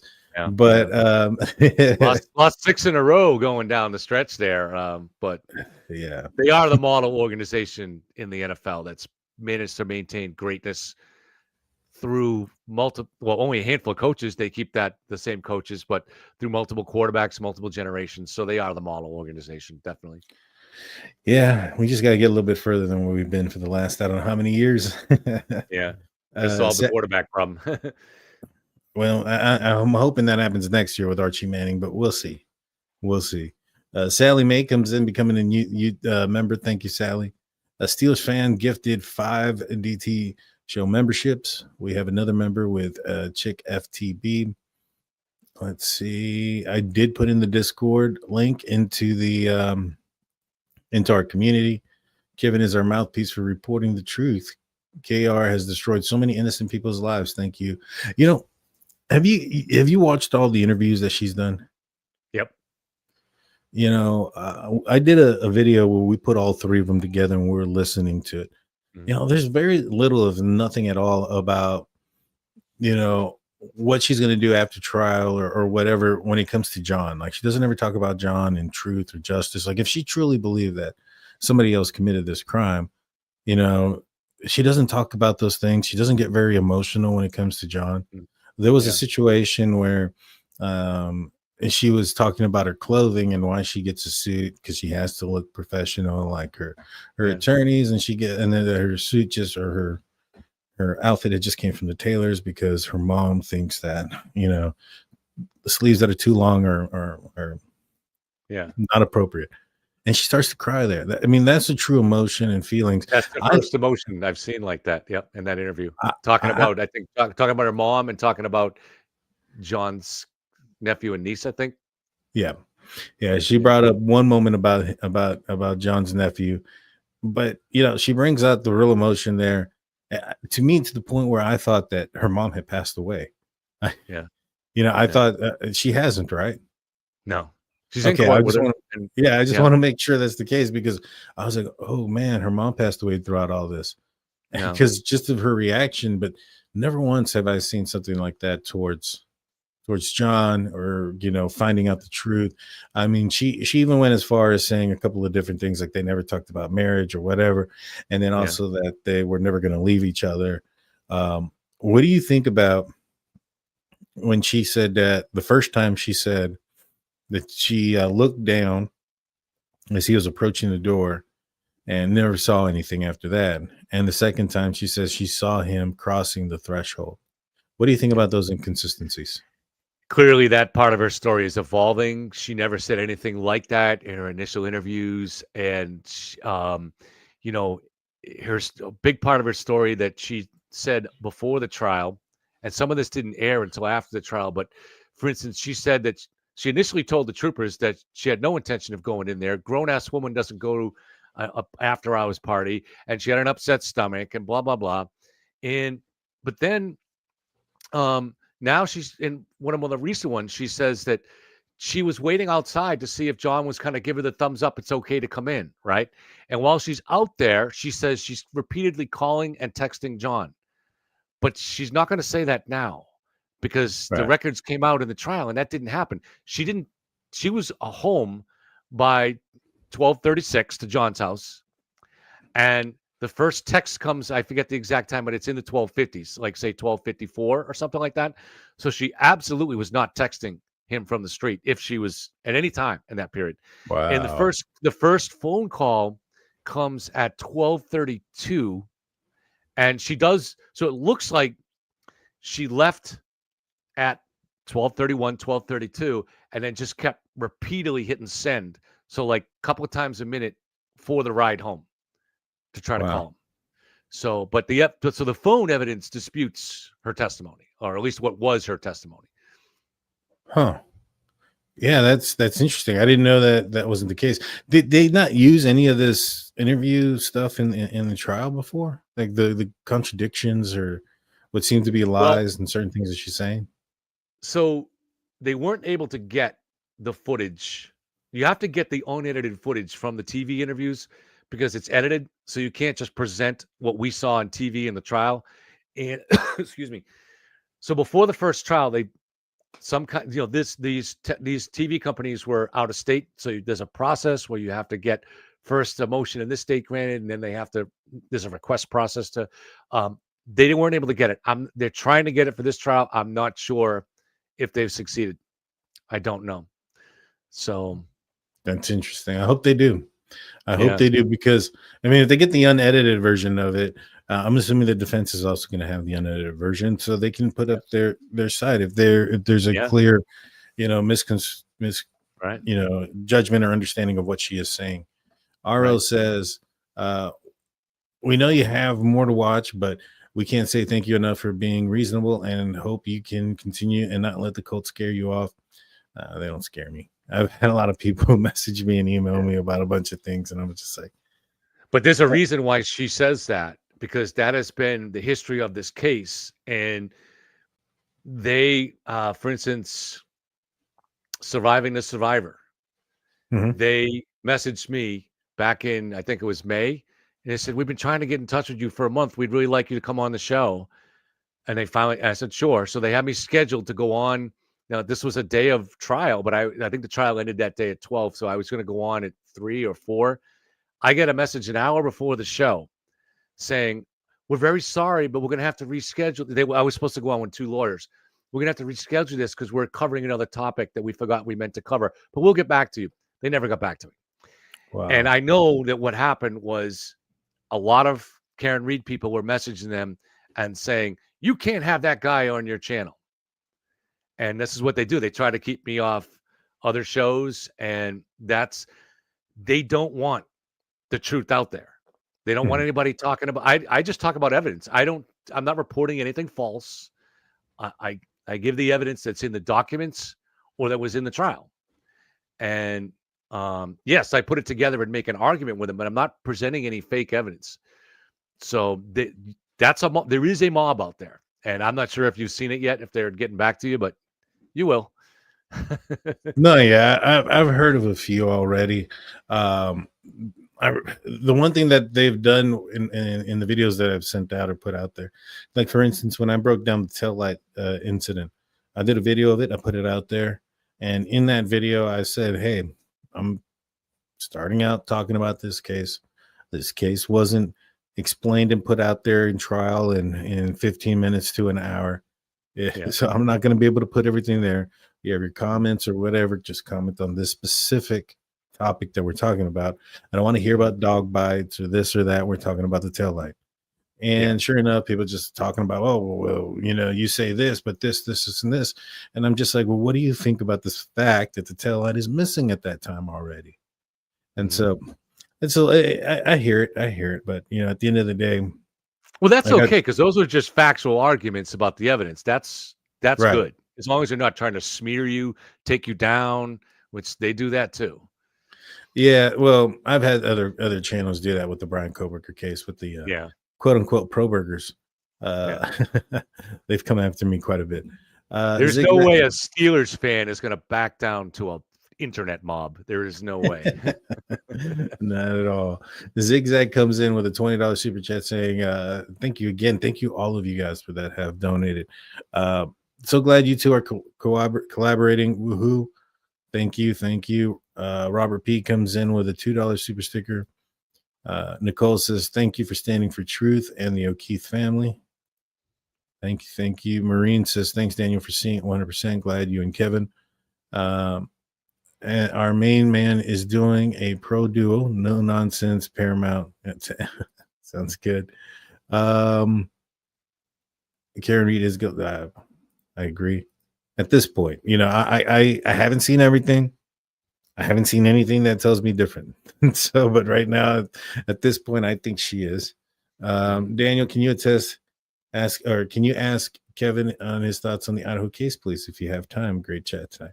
Yes, we're going to talk about the Idaho case here in about 2 seconds. And first and foremost, I want to say when it comes to the Idaho case and the topic and the title of the show saying similarities, one of the biggest similarities, and we kind of touched on it right now, is the cult following behind the two accused, right? You have the pro burgers, and I'm assuming the Karen Reeds are the FKRs. Is that what it is? Yeah. That's the Pink Army. The Pink Army. I would say it, but it would be a curse word if I said FKR and try to sound it out. But anyways, their movement, there's a strong opinions about each side. Why do you think there's been such a fascination with true crime and getting involved in stuff like this and so passionate about one side or another? Yeah, I mean, so so it seems like most of the people that are into true crime, and I'm not talking about these cases in particular or about conspiracy theories, it's much more women are interested in it, right? And it's one of those things that seems ironic only on the surface of it. So women are generally much more empathetic than men, right? And Right. I would think. And so it seems surprising that they would find something like as miserable as studying these crime cases, get something out of it. But then again, when you think about it, people that go into professions that require a lot of empathy, such as healthcare, a lot of women do that and they're great at it. And we're just really, thank God we have that, right? So I think there's something that I think they build some kind of a connection with the victims. And it's a little bit more difficult for men to understand that. For me, when I look at true crime, it kind of makes me miserable because I see bad shit happening to good people. And it's like, but women, I think women, that natural empathy they have when they really can put themselves in the victim's shoes in some kind of way, they get something out of it. And, we're just fortunate that they do, Yeah. No, I agree. And we talked about this a little bit before the show started, and I give you my thoughts. And I was my thoughts are when not necessarily everybody that's in true crime, but when you see the signs in the Richard Allen case, the "I love you, Ricky," I think was posted out there a few times. "I love you, Karen," and I'm sure in the Bryan Kohberger case, there's going to be stuff like that as well. To me, this seems like almost fandom for some Yeah. persons, and it's like, all right, these are people who don't watch football or sports or things like that, and they're getting behind a specific side as if that side is right no matter what, blah blah blah blah blah, not very much realizing that this is true life, this is real life, and that it's about the truth, not necessarily one side or the other. I keep an Right. open mind about everything until Yeah, you have to. Yeah. until it doesn't make any sense anymore. Like, there's Yes. no Yes. way it could be something else. Yeah. Because I get the what ifs. People will say, well, what if Bryan Kohberger knew Brent Kopaka? And I'm like, well, we can what if on a lot of things. It doesn't. What's the point? And Why did he? so, Why did he go? Why did he go back to the scene of the crime the next morning at 9:30 before the police were even called? exactly. How do they how do they explain things like that, even to themselves? Like, how do they explain things like that? I don't know. So, how much of the Bryan Kohberger case have you looked into?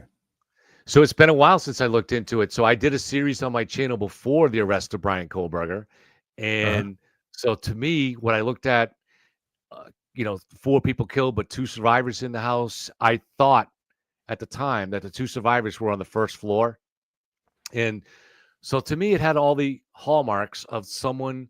Let's call it a serial killer. It's someone that's killing for the pleasure of killing. Right. Okay, it doesn't. So serial killer implies he's done it before, but I don't mean that. Serial killer is going to start somewhere.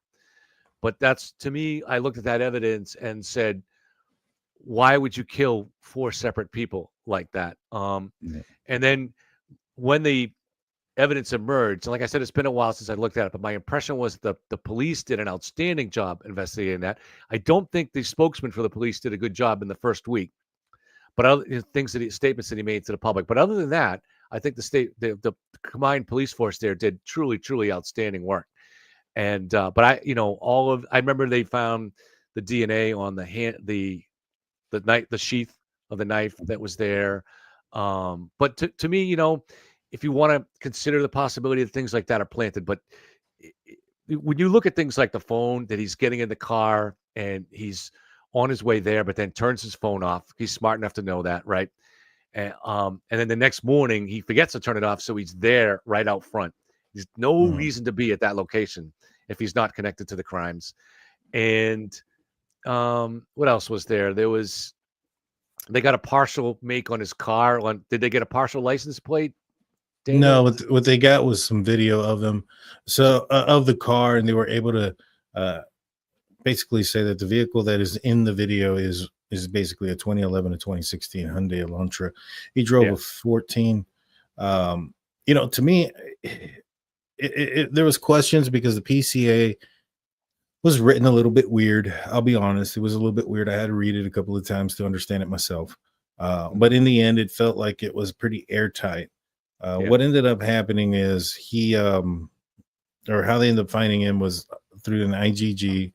They got his name. They looked into who he was, found out that he drove a car that would have matched, and that's how they knocked him down. But when it comes to like the conspiracies and stuff that come forward with that case as well, it's none of them ever made sense. There was one guy literally who was telling people that this other dude who was in the military, Green Beret, that he jumped out of a plane and parachuted onto the third floor and then went in that way.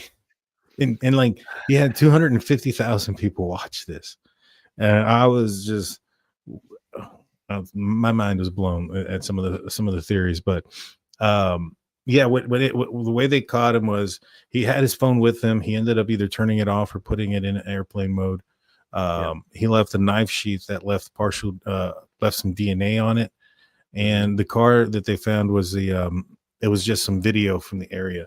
But it was the IGG that basically kind of pointed it into his direction.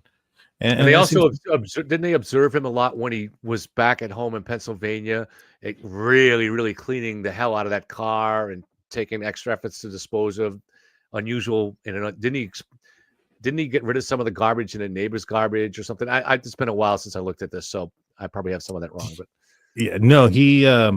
So apparently what happened, and I'm fairly close to this case. I actually speak to some family members of the victims and have seen certain things of this case because of my connections with also law enforcement and things like that in the Pennsylvania area. But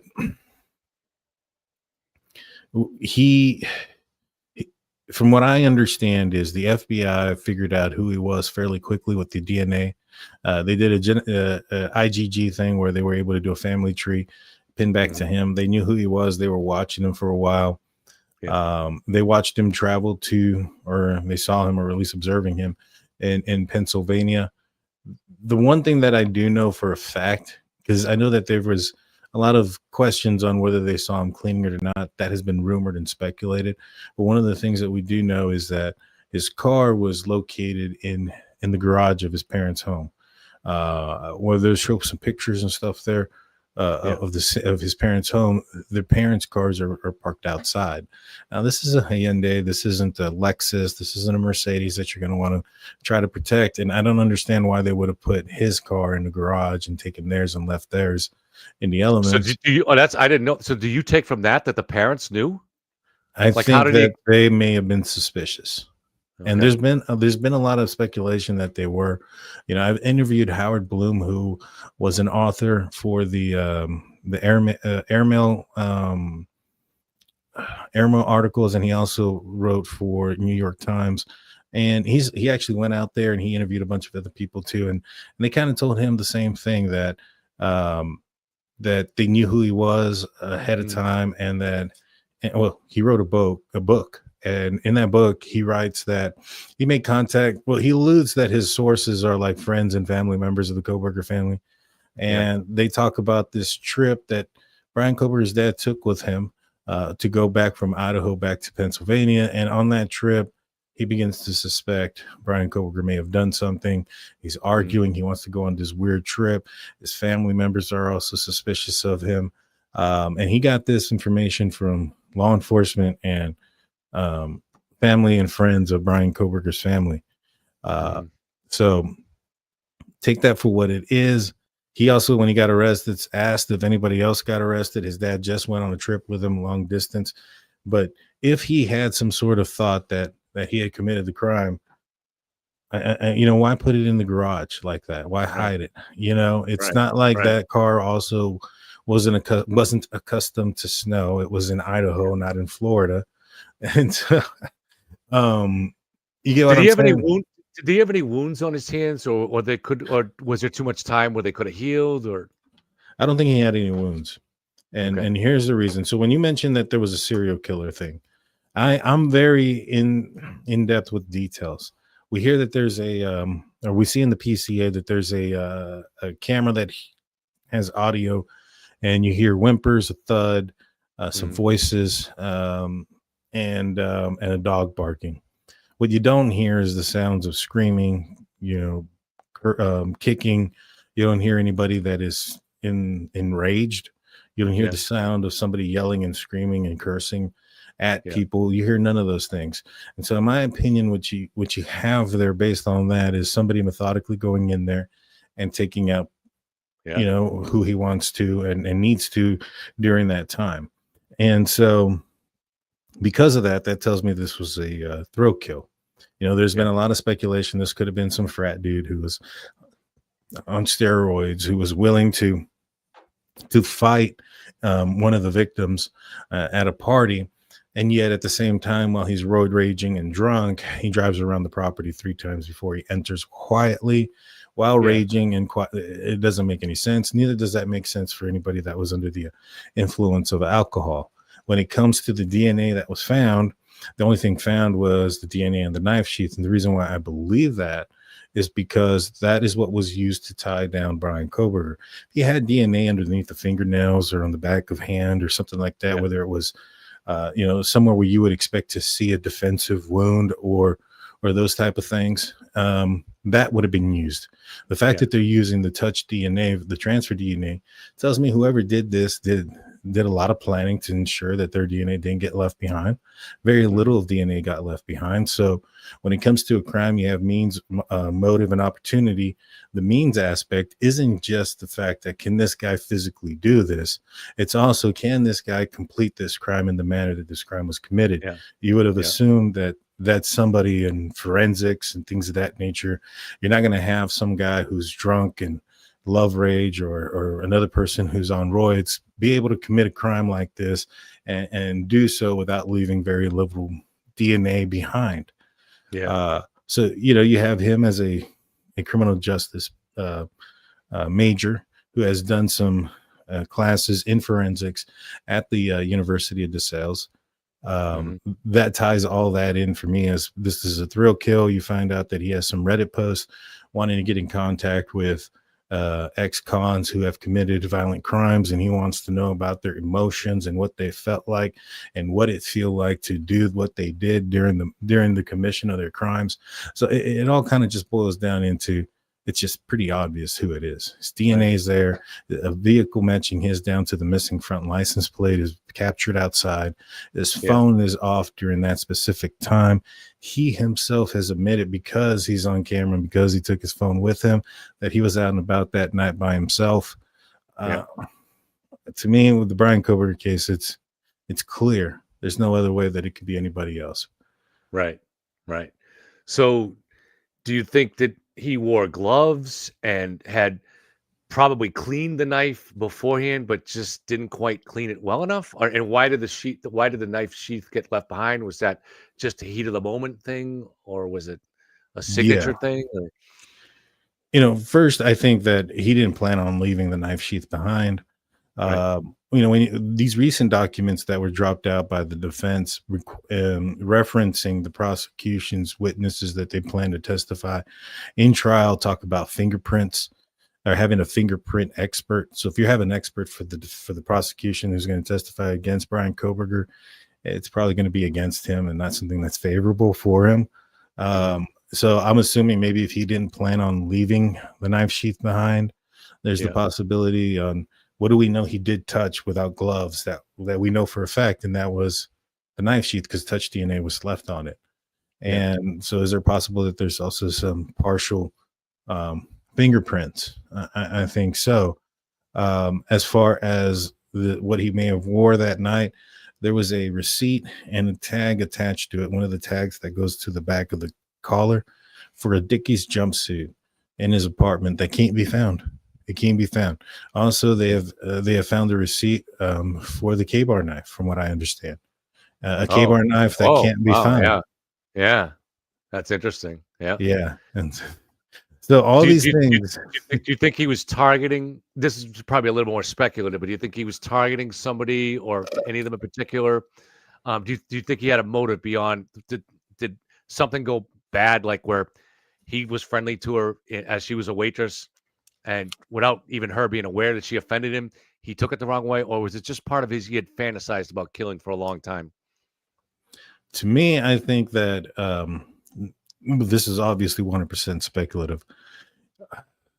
He was a PhD student in criminology. Now, I would have assumed he wouldn't have made some of the stupid mistakes that he did, taking his car, taking his phone with him, leaving the sheath behind.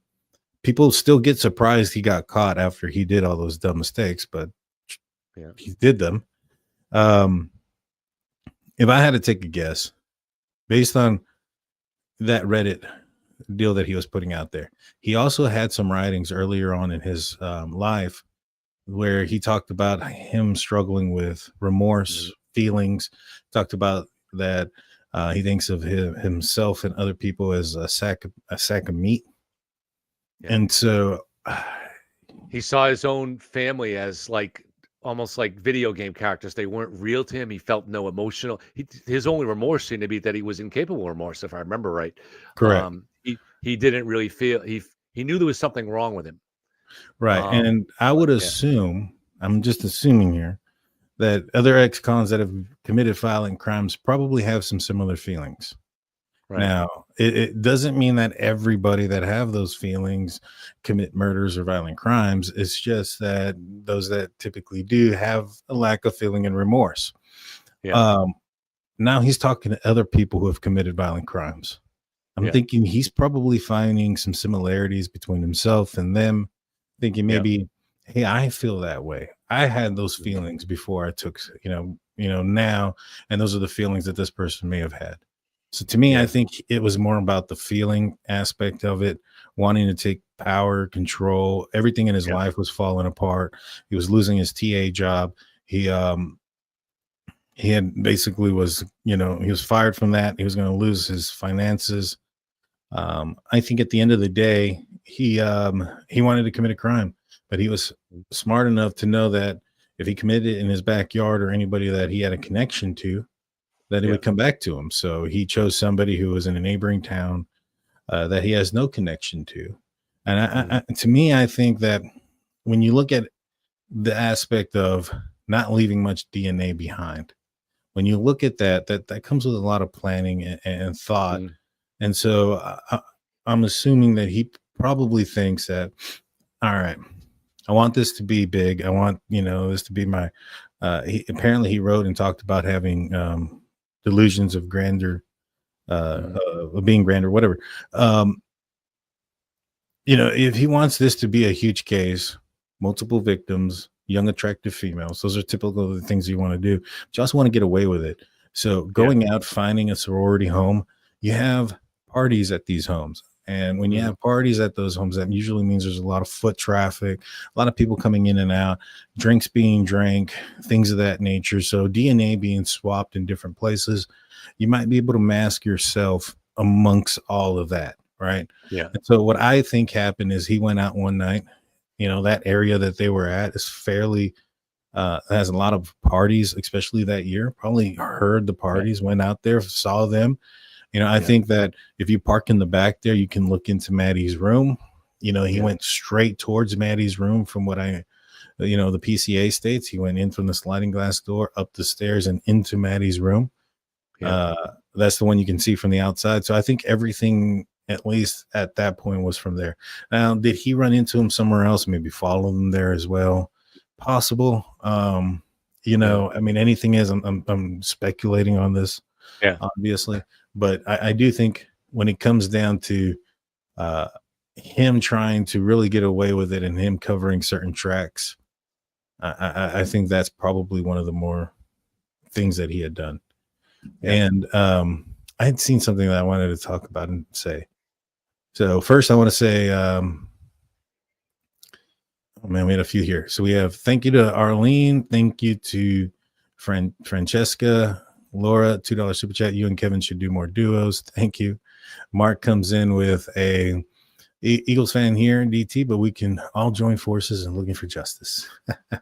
Mark, my sister Mark married a Philadelphia guy, and so her and her family are from Philly, and so especially her kids and her husband are all huge Philly fans. So I was rooting for them for today, and I was mostly just rooting for a good game, which that was a great game. Yes, it was a good game. My team's out of it. Yeah, I'm more interested in my the team's been Buffalo out of it hopefully since beating- September, but There you go. Iris says 3 unidentified male DNA found, but the problem with that is are they still unidentified? Because it's been a long time since that came out, right? And there was a court hearing not too long ago where the prosecution, and this is still within judge's court, so this is before it transferred to Boise. The prosecution stated that they did and completed the other 3 DNA profiles at the defense's request. So they've already been looked at and cleared. This is one of the main reasons why I say that Bryan Kohberger screwed up by waiving his speedy trial, because that wouldn't have been the case then. You know, and that could have been huge. Also, the victim's wounds don't match. I talked to the family of one of those victims that and to the father and to the person who said that the victim's wounds don't match. What was meant there is he went first to Maddie's room, obviously, and you have 2 people in the same bed. If he attacks one, I mean, they're both asleep. He has time and ability to strike with precision. Yeah, you know, but then the second one wakes up. Yeah, exactly, and so you a little bit more ferocity there. So that's what I think about that. What are your thoughts as far as the Bryan Kohberger case goes when it comes to the conspiracies? Any of those that you ever had a wonder to or question about? As far as to me, the types of cases that I've always been interested more in are the unsolved ones. And once a case feels like it's been solved to my satisfaction, I somewhat interest in it, right? So to me, I didn't start following the Delphi murders until the fall of 2022 because someone had asked me to look into it. I had just done a series on Lizzie Borden, and they said, "Why don't you look into that one?" I didn't want to touch it because it involved kids. But I decided to look into it. Did a series on it, and I actually came up with a profile that weirdly, I'm not a profiler, I'm nobody, but it weirdly matched just based on the evidence that Richard Allen was arrested a few weeks later. And I also was saying that I didn't believe that Keegan Kline was involved, and I didn't believe that the girls were specifically targeted. And just simple logic to me was that what we had there was there's no evidence the girls had told anybody they were going to the trail. And Abby didn't have a phone, but Libby did, and the police had her phone. And they found no evidence of that she posted on Instagram or anything, Snapchat, that she was going to the trail. Now, there was an app on Snapchat called Yabu or Yellow or something like that at the time, I guess, where it's kind of like a dating app where messages would disappear after a certain amount of time. Were they able to get now? There was also supposedly you could get those messages with a subpoena, but we don't know. None of that came up in trial. But it just seemed to be nobody came forward of their friends to say, "Oh, we saw Libby post that we were going to the trail," and they even asked her sister, Libby's sister, who dropped them off. They said, "Why don't you come with us?" So if they thought they were meeting a boy, for instance, this fictional Anthony Schatz character that Keegan Kline created, they wouldn't have invited their older sister. So just all the evidence seems to be that they were just in the wrong place at the wrong time. But it was really hard for people to believe that, because I understand why, because it was the mother of all coincidences that Libby was being catfished by a really creepy dude. And so coincidences, just to me, it was just simple logic. If the girls didn't tell anybody they were going to be there, then they had to just be in the wrong place at the wrong time. And so that's kind of how I follow these cases. But once they're solved, I do kind of lose interest in them. Yeah. In the Richard Allen case, I didn't start looking into it. I knew about the Delphi case, but I didn't actually start looking into anything until he was captured. And then I started looking into it. I thought the same, that it was Anthony Schatz and this and the third. I thought they made an arrest. I hadn't heard about it for years, and it comes up, and I said, all right, well, I'm gonna take a look at it. And I looked at the bridge guy video, and right off the bat, I was like, yeah, man, this guy's small. And people were like, no, it's Aaron Logan. You could tell that, huh? Oh yeah, I couldn't tell, but yeah. If you look at his pants, look where his knee impression of the pants starts lower than his knees. You look a little bit further down, you have his pant legs are shrunk together and they're folded upward, and then on his arms, the length of his pant or his shoulder or his sleeve, is all crinkled up. Those are all indications of somebody who's on the shorter end of things. Taller guys would have some different problems. And, high waters, especially in the manner that he's walking by lifting his leg up that high. That would have created a high water effect on the pants if, to step from one rail to another. If he was a taller person, the clothing that he's wearing, in that area, to me, I don't think that there's a lot of folks wearing tailored clothes there. And so if you're on the shorter end, you're going to be dealing with some longer clothing. And I can see that. You can see the brown shirt that's coming out of his sweatshirt quite a bit of ways. And to me, there's a bunch of indications that tell me that the person that was on that bridge was a shorter person. And I immediately said, this is not Keegan Klein. This is not Ron Logan. Definitely, this is a smaller dude. And sure enough. And Ron Logan was in his 70s, so it didn't move like someone in his 70s. Keegan Klein is a couch potato. Didn't really seem to be moving somebody like that. But it was kind of this is a case where this was not a case like the Kohberger one where it was good police work. This was horrible police work. So they knew all along that this was likely because of where the crime was, a local. Yeah. And I did some research, and it turned out that and they knew because of witnesses that the guy was probably someone in his 40s, although there was a later FBI composite where they said it might have been someone in his late 20s. But it seemed like the best evidence was that it was a guy in his 40s. And there had been no similar killings in the area or even attacks like that, right? So when you look at that, you would say this is probably a guy that if he's local, he hasn't probably done this before. This is probably his first crime. Why would somebody, similar crime, why would somebody do a crime like that in their 40s? Because we look at these serial killers, they start fantasizing about it in their teens, and they may not act on it until they're 27. But to act on it that late in life it does happen.